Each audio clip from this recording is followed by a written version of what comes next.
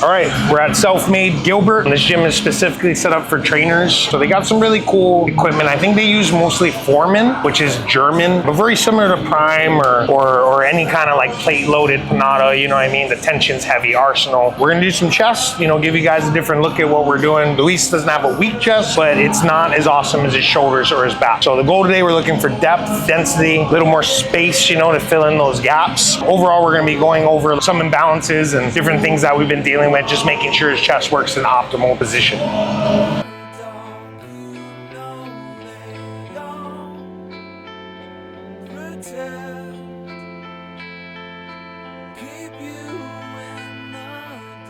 One thing that kind of kills us in lower body training is the lower back, mid back, and this kind of comes down to the diaphragm. So really common with chest stuff and imbalances, people have shoulder problems, they can't build their chest, they're shoulder dominant. Instead of external rotation and stabilizing so the pec can come up, they tend to overextend the thoracic spine. So what I need to do is teach his ribs to be able to depress while he's training. That will force the rotation, and then it kind of scoops up through the chest as opposed to pressing through the shoulder. So we're gonna be running a split current frequency, 2 separate currents, and I'll be shortening the frequencies on the stuff that applies, right? We need to get this down and get this open. That way this can work out better, okay?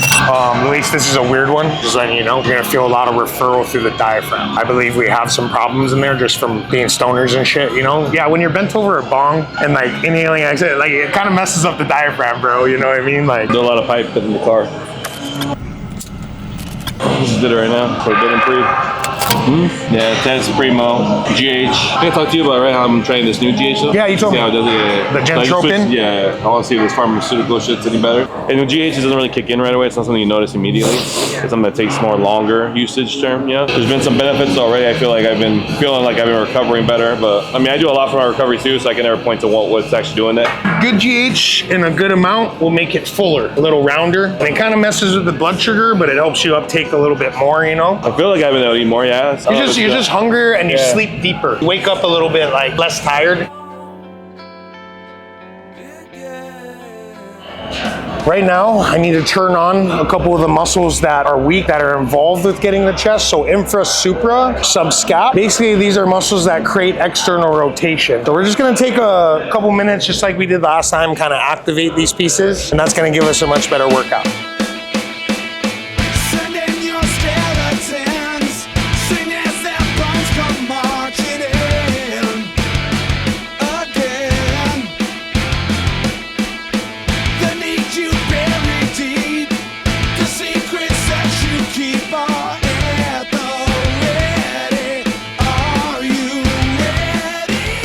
To feel the difference.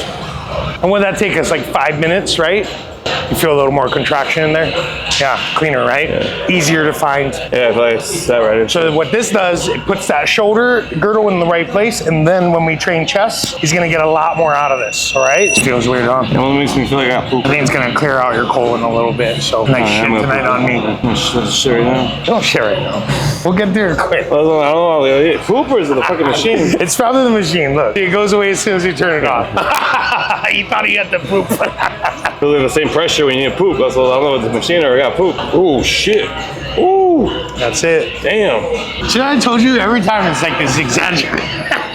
No, that one, having my legs, that was crazy. Every time that literally locked my legs and shot me backwards. Like, this felt weird because it felt like almost someone like fucking put their neck on my hand at first. So, oh shit. Yeah, no, so that's the scaling. That's the muscles you use to smoke out of a bong. Smoking weed in general, right? Any kind of cigarette. So you end up like pulling where the tongue is in a weird place. But yeah, the scaling and the SCM insert right over here, and it controls the jaw, digastric, your tongue. How that relates to bodybuilding or just like life in general, your tongue position determines vagotone. Your vagotone is how you go into homeostasis. So that's like recovery. So if somebody has like a tongue tie, a lisp, you know, something's wrong with their tongue, they have all kinds of chronic health problems, right? Luis and I, he's been trying to build his jaw up. He doesn't want to, yeah, he doesn't want to have to cut his beard like that all the time. But anyway, it's good for us because then it's less therapy, it's less bullshit, right?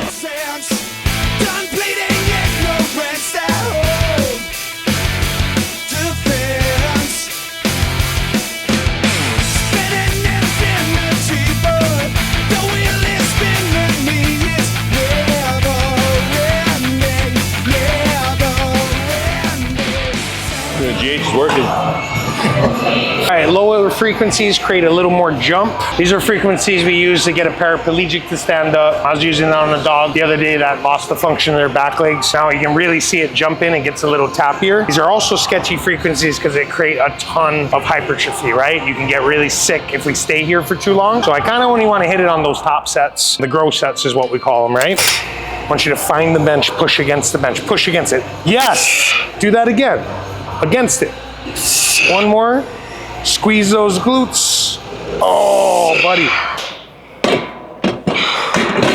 All right, so coming out of those low frequencies kind of sucks. We're gonna turn it down just a little bit. Be cool, Lou. Here we go. Yes, sir. Good job, buddy. Like someone punched you. Yeah. Savage.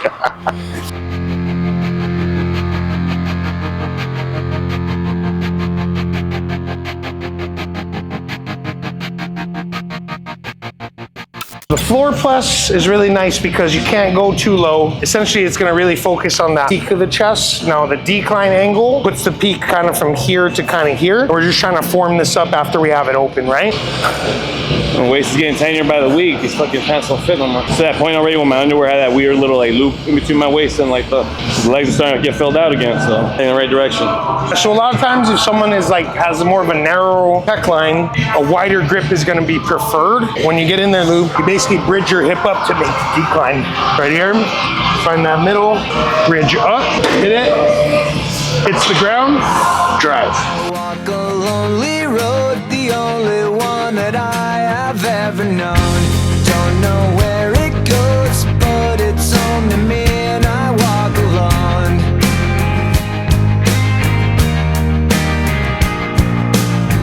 I walk this empty street on the So wrist I flexion. like my forearm too. Yeah, wrist Shooting flexion. up. So when you have a shoulder that kind of rides up, if you kind of test it, when you stretch your wrist, you should feel stretch in the capri, you know? When you have pressure in the top, basically it's an impingement in the wrist.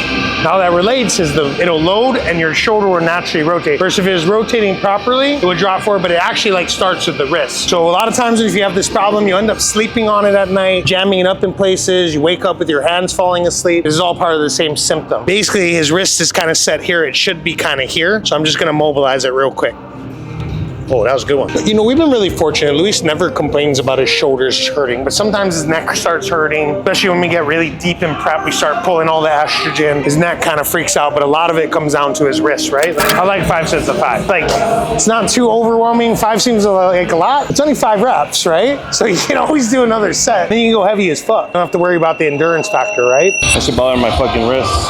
I got this shit like shooting up. All right, next move, we're gonna do a chest dip. Now there's a couple ways I want you to mess with this. One, this goes between your legs, bring it up, cross your feet, that's how you're gonna rock, right? So I'll put it in there. Once you get up there, first and foremost, you got options here, right? Wider for you is gonna be better for us. You might need something different later on down the road, but your triceps are kind of dominant on this. Second, when you're upright and you're kind of leaning into it, you're gonna get the tricep. So I want you to bring that knee up and kind of lean forward the whole time. My elbow stays over the wrist. I'm gonna bring it down here and then I'm gonna drive my bicep into my pec, trying to keep that angle as opposed to here's gonna be pec, down slow, bicep to pec. dreams where the city sleeps and I'm the only one and I walk alone. I walk alone, I walk Where's it at? red, yeah. Mama always told me red's my color. I know my mom watches this shit. Shout out to my mom. What? That's how my mama told me I always look good in red. So always stuck with me. I bought Lou a pair of shoes once and Oh yeah, it's true. Yeah. bright red, bro. I was like, this is a Lou shoe. Hey, let's get this chest press. All the stabilizers are kind of tired. So we'll hit selectorize now. Because I'm gonna set this where it almost becomes like a hybrid kind of decline, right? We got plenty of mid pec. That is the strongest piece you have. We really need to work on the lower and that upper pec when you're working out on your own. So this way, the handle is a little lower. He's gonna end up like pressing it this way. Bro. No way. I just told him, bro, everything in here is heavy as fuck. This Foreman stuff, Bro. it's no joke, bro. Okay, Dude, that's I like got you. dead weight, I got you, bro. I got you. I walk alone, I walk up. My shadow's all they want. Good rest. because we've maxed it out pretty much, you know, not that you can't benefit from more exercise, but an advanced athlete, they tend to be able to engage more, so you don't need 7, 8 exercises. We're gonna do one more and pretty much call it a day. Now we do need a little more thickness in this middle, so I wanna finish out with a dumbbell hex press, all right, bud? Last exercise, might as well drink all my water. You better not throw up, bro. I'm gonna be so mad, bro. He's not gonna though. I've never made him puke on an upper body day. My shallow heart's the only thing that's beating. Sometimes I wish someone. It's a good lift so far.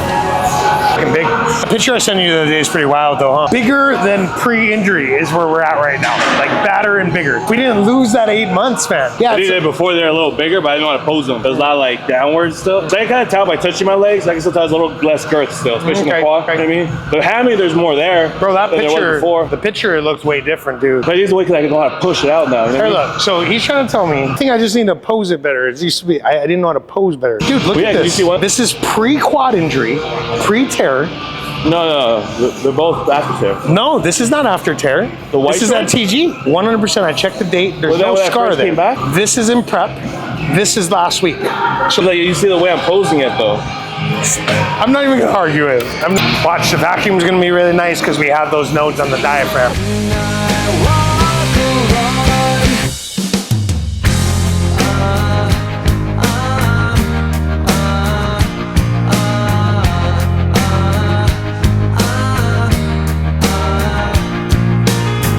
I'm walking down the line that divides me somewhere in my mind, on the borderline of the edge and where I want. All right, guys, we just got done with a really good chest workout with Dom. Probably one of the best chest pumps I've had. Looking pretty good. Setting that 28 weeks out. Still doing a lot of the same things with supplements. I mentioned that earlier. Feeling really good though right now. Going through some transitions at work where I'm actually going to be taking a little bit more responsibilities, doing a little bit more. So we're gonna see the next couple of weeks how that kind of affects me. I don't think it'll affect me negatively, but I'm gonna have to change some stuff in my routine. Dom's already making me pull back on some stuff. Like I'm not doing as much yoga. I'm doing yoga man once a week. I'm doing recovery once a week. The reason we're just pulling back on stuff is we've noticed in the past with my prep that some of those factors, if I'm burning too much calories or it's depleting me because I'm sweating too much, whatever it might be, it's hard to keep me full and keep me replenished. So we have to just approach it where, again, we have to take all those things into consideration. We have to prioritize training and my workouts and the way I feel. So we have to pull back on a few things, but again, I feel great. I'm excited. Still planning on doing the Whitney Jones Classic. Still planning on doing the triple crossover bodybuilding classic at Men's Physique. I got a couple clients competing with me, so that makes me super excited. And I know it's still really far away, but it just feels now like I was saying, oh, 40 weeks out, and all of a sudden now we're 28. So time is flying. I feel all of a sudden I'm gonna be like, oh, I'm 12 weeks out, and all of a sudden now it's actual real time to prep. And all of a sudden I'm like, oh, it's showtime. So I'm excited again. Everything's heading in the right direction. I feel good. Victor's been doing an amazing job with the videos. I appreciate you, brother. I appreciate everyone that's been supporting. A few people that have been messaging me, all that. Again, it goes a long way, guys. Appreciate you. Keep up, and then message me any questions and things you want to see, any ideas. I really appreciate that too, guys. Thanks. I was like, the workout was so good. I'm needing some post-workout recovery on the way home. I did pre-workout as well. With pre-workout, you take a little bit less because you just want that good mind-muscle connection. You just want to be relaxed enough where real life isn't, in your mind. You're not distracted by things. You feel good. You're just lifting and pumping. And then post-workout, you throw a little bit more in there because you want to relax a little more.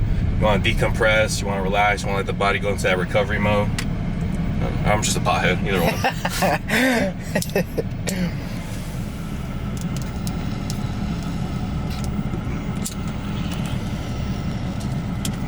It's like the stuff right there.